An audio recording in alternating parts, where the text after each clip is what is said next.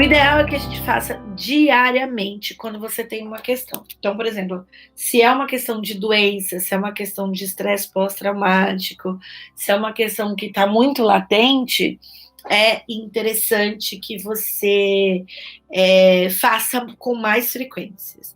Eu gosto de indicar de 3 a 4 vezes por dia, café da manhã, almoço, jantar e antes de dormir. São uma ótima recomendação para se auto-aplicar o EFT e para ele ter uma funcionalidade.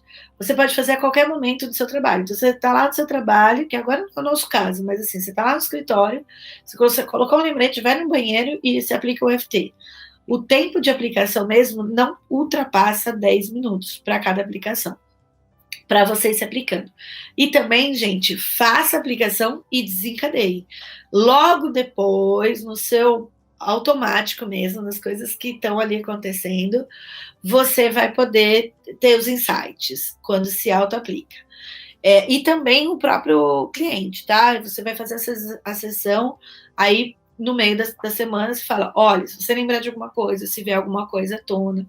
Já houve casos comigo que a pessoa começa a fazer o EFT e ela ou se sabota para fazer o EFT, ou ela começa a ter crise de choro e fala, isso aqui tá me fazendo mal.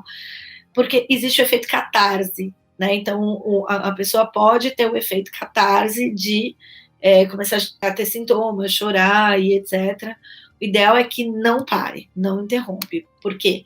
Se der choro, se der vontade de procrastinar, se vontade de fugir, se der até sintomas que não tinham, por exemplo, estados gripais, resfriados, rinite, são todas psicossomáticas de catarse, né? Pode dar diarreia, mas não é uma diarreia de, preciso tomar remédio, estou doente. Não, é só uma liberação emocional. Então, todo efeito de catarse, que são vários, né, que a gente fala sempre, para entender, tudo que é de saída, significa que está funcionando. Até mesmo a procrastinação. Quando você começa a fugir, é porque está dando resultado.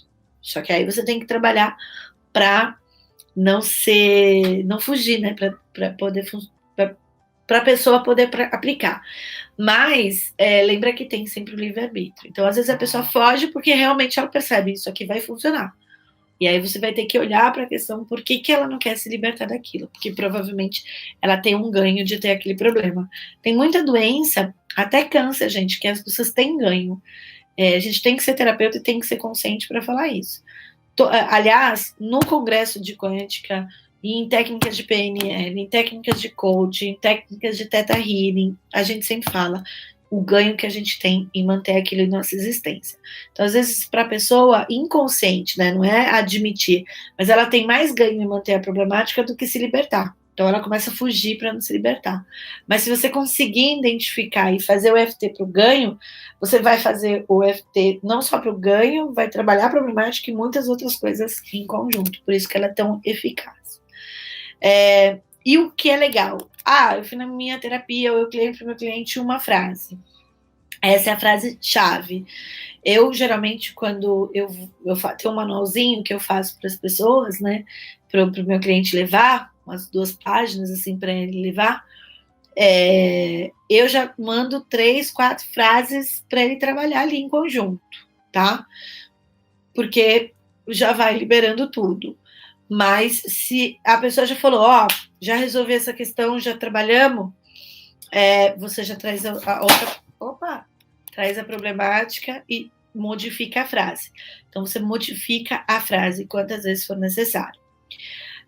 O mais interessante sobre o EFT é que ele seja uma ferramenta de fácil aplicação. Então, ele também, tudo que puder ser fácil de mudar a frase, fácil de não sei o que, você pode fazer. E, assim, ele tem realmente poucos efeitos colaterais e bastante liberação, mas ainda assim pode acontecer.